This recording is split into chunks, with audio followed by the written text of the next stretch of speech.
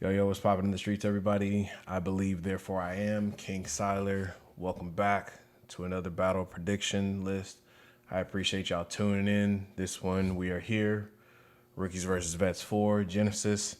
Let's go ahead and jump right into it if you didn't already know what we're doing here. But just in case, let me make sure we put this out there. First and foremost, I do apologize about the delay. We got hit with a snowstorm out here in Texas, or at least out here in Dallas. Power's been out in a lot of people's homes for quite a while. I definitely know we've been jumping back and forth and dealing with some issues ourselves in terms of our electricity, but we still have a home. We are blessed. So again, please continue to pray for all the people that are getting hit by the affected by the storm that is happening, whatever part of the country that you're out. I do know that the Texas mainly is getting hit really hard. But with that being said, let's go ahead and jump right into this. Like I said, Rookies versus Vetz for Genesis. It's going to be February the 26th. We are literally a week away. That is next week, 6 p.m. to 12 a.m. at Fitness Dance Studio. If you've never been there, it's the one that we went to for the last two events, the King of the Ring and the previous Rookies versus Vetz. 910 West Parker Road, Plano, Texas. Make sure y'all come out and support. And if you can't do that, then please make sure that you share the flyer and support Southern Crump in any way, shape, form, or fashion that you can. We definitely appreciate you. So let's not even waste no time. Let's get into this first battle. Y'all know how it is standard. You know, the opponents, how I view their style, what I think their specialties are, and what I think their prediction is going to be. And again, just disclaimer, this is all opinion. This is not facts in any way, shape, form, or fashion. I know some people like to form their own judgments and stuff like that. I ain't got nothing against you. Do what you got to do at the end of the day. This is just from what I'm seeing from my point of view. So let's jump right into it. So I don't know if this is the order, but this is just how I wrote down the list. So first battle that I got, Spuggle versus Guns. Very interesting battle. Not sure if these two are veterans, but I definitely know, I'm pretty sure they're heavy hitters in their respective regions. We got an East Coast versus Midwest battle here. So obviously, Mr. Spuggle, how I've kind of viewed him throughout the years, I'm a personal fan of his. Spuggle is an orthodox caddy and buck. Specialties in which I've noticed from him or highlights or his material and his pockets of get off that are really incorporated with the bounce. Like, I can't lie, after doing my research and really like researching Spuggle, I really slept on him, man. Like, I knew he was always a cool cat. You know, I knew he definitely had like a bounce, kind of had like that East Coast bounce to him, which I definitely respect. But his style is nice. Like, the way that he dances is very incorporated. I definitely feel like is rooted in crump. I don't say that about a lot of people, but in terms of like a bounce and like comfort zone in terms of a pocket, he definitely has it. Like, he definitely reminds me of like, you know, shouts out to them, but he definitely kind of reminds me like the old days, like watching like XM and Mob and Underground Mob and all them and stuff like that. So hats off to him. As I don't throw that term around loosely, but he definitely seems like his crump is definitely solidified, or his craft is definitely solidified, or is very rooted in crump. You get what I'm trying to say. The next we have Gunz, who's very buck, theatrical, and cocky. Can be very material heavy as well, but I definitely know like he's definitely great when it comes to like as far as like showmanship, specialties and highlights, versatility and movement and character. Like I said before with him, Gunz is very great as far as in terms of like capturing an audience or putting I don't want to say performance because that sounds kind of corny and stuff like that, but in terms of like anytime he wants to present something, he's definitely going to get it across in the most creative way possible. I understand that definitely comes with big risk, but at the same time, you know, no risk, no reward. So when it comes to those particular opponents, you got to watch out for those. Like, those creative minds can throw off your entire round if their first round or, you know, their intros or whatever the case may be are that strong. So for sure. But based off of looking at what I've seen so far and what I kind of had to go back and research and what I was able to find on the Crumpers page, this is part of the reason why I tell y'all stop uploading shit to the Crumpers page, because it does nothing for you. Upload it on YouTube or some other media platform, and then have it on the crumper space so that way people can backtrack. I find it doing these predictions, it was hella hard to find y'all stuff. So just putting that out there. But based off of my predictions, I'm going to edge this one to Gunz. I'm just going with Gunz personally because I think I've seen him more consistently in these sessions, street battles, big stage battles, and stuff like that. And definitely coming back out to the South, I think he's going to have the most experience or understanding as far as like how he needs to produce his rounds and how he needs to perform, so to speak, or execute would be a better word for it. So I'm definitely going to go with Gunz in terms of just consistency and experience. I don't expect any enders in any way, shape, form, or fashion, like any one-rounders or kill-offs. These two personally don't feel like kill-off or one-round artists in my opinion. But that, not saying that I'm not putting it past them in any way, shape, form, or fashion. So I got Gunz for the win on that particular battle. Next battle we rolling into, we don't keep this one, we'll keep it jumping. I'm gonna try and knock out getting 3 or 4 of them at a time. Next battle we got Spirit versus Neutron, rookie versus heavy hitter. I do apologize, Neutron. If you're a veteran, bro, I do apologize. I'm not sure. I know you represent the West, but if I'm not mistaken, you're a heavy hitter. Specialties are starting with Spirit. So Spirit is buck with a hint of cockiness and material.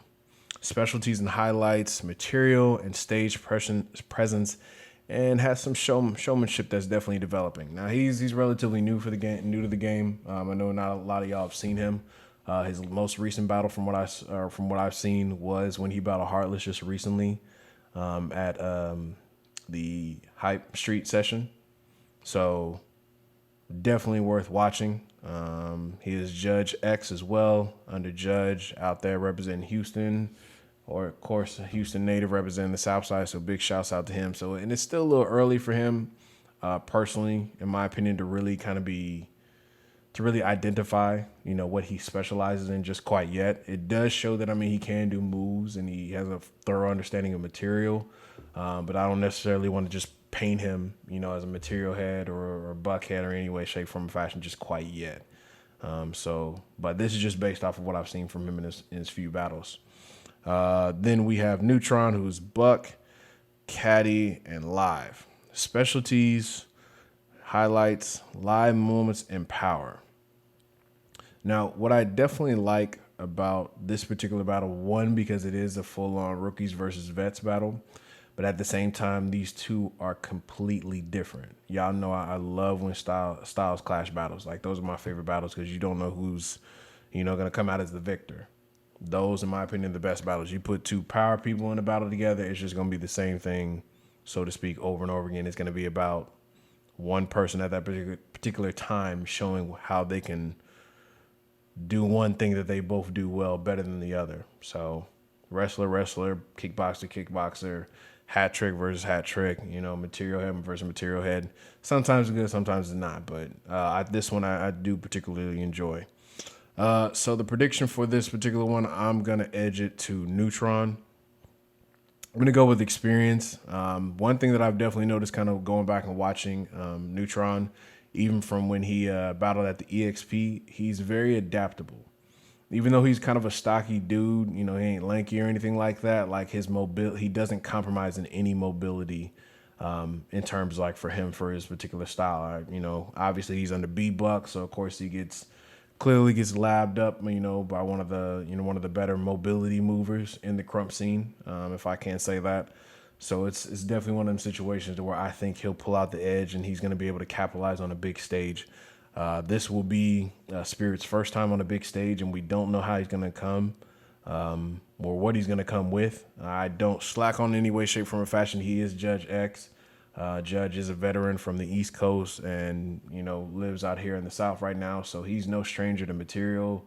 Is an excellent teacher as far as combos and just simply crump overall. So in no way, shape, form, or fashion am I going to sleep on this man. But I'm definitely going to have to go with the experience in this particular one, solely based off of the Neutron's ability to adapt and being able to perform on a bigger stage. All right.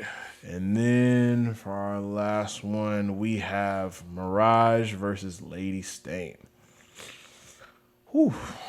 So Mirage representing Mississippi. She is live, buck, and raw. Specialties and highlights, movement versatility, and power. Now, Mirage is also a rookie representing Mississippi, the South Side, obviously. Hasn't really had much time to really paint herself in any particular way. She's been up here just probably a little bit longer than Spirit. If I'm not mistaken, she's been in the game for probably about a year and a half, maybe two, maybe. I could be wrong, but it is what it is. But I definitely know she's had some training with some of the other Southern heavy hitters in the game. Came out to Dallas, session a couple of times, and has battled a few times as well. But we have yet to see her on a big stage, so this will definitely be her first big stage battle. And when I say that, obviously, event battle. So that's definitely going to play a factor here. But in terms of her movement versatility, I don't sleep on any way, shape, form, or fashion. I can't remember. Majorette is a style of dance that she does.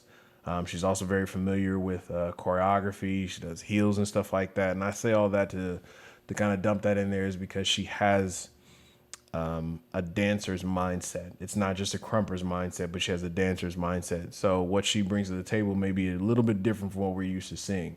That doesn't compromise on her ability to crump in any way, shape, form, or fashion. I always just let people know that whenever anything that you bring into crump, you're already coming in a step ahead because you have a certain pot or pocket of creativity that you can pull from that you bring into your craft. Now, in terms of movement and stuff like that, or understanding crump, it may be a little bit easier because you're not doubling up or you're not taking away stuff that you knew before. So sometimes that's a little bit more complex or a little bit more difficult for people, but neither here nor there. So then her opponent, we have Lady Stain, who is buck, character heavy, and raw as well. Specialties and highlights, versatility with character, and storytelling. Now, if you do not remember from King of the Ring, the Queen of the Ring champion actually ended up being Lady Stain, who, in my personal opinion, I had no idea who she was before she stepped in there. I was one of the judges there, and she completely surprised me. I personally think that she is definitely,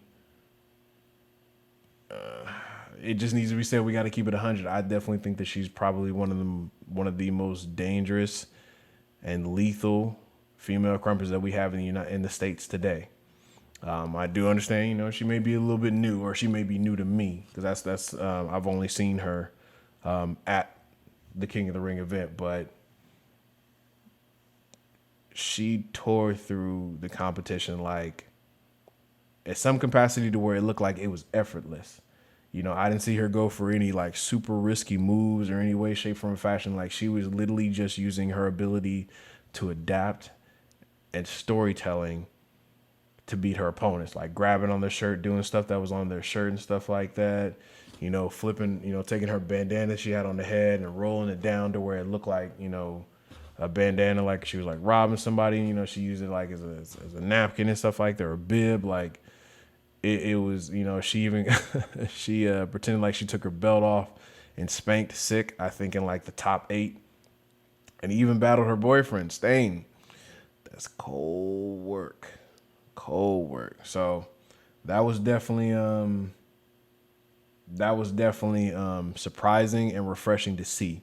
Like I said before, like that raw ability to just simply crump and use it as an art versus a whole bunch of moves and material and stuff like that definitely comes to play in the long run. Be using the old 1-2, that's what she used to win that battle. So with that being said, I'm going to go with, for my prediction with this, is going to be Lady Stain via 1 round or kill off.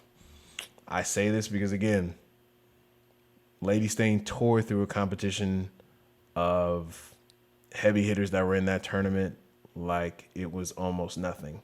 And she didn't go for any extreme movements or anything like that or super combos, at least not that I could tell. And I would like to consider myself somebody who's pretty proficient at watching people's art form. And you can kind of tell when stuff is premeditated. It didn't look like it at all. It looked like she just simply labbed on the fundamentals, got in tune with her craft as a whole, as a dancer, and just hit the gas, and then kept pushing all the way to the championship where she won. And that was pretty much it. So I think Mirage, if you don't come with it, I think it's a high possibility that you can get one rounded. If you saw what she did in the tournament, imagine what it's going to look like when she has a round that she's been practicing, for however long until she found out that she was battling you. So I definitely believe that you should come with your best A game. And that's what we're going to go with. So we shall see.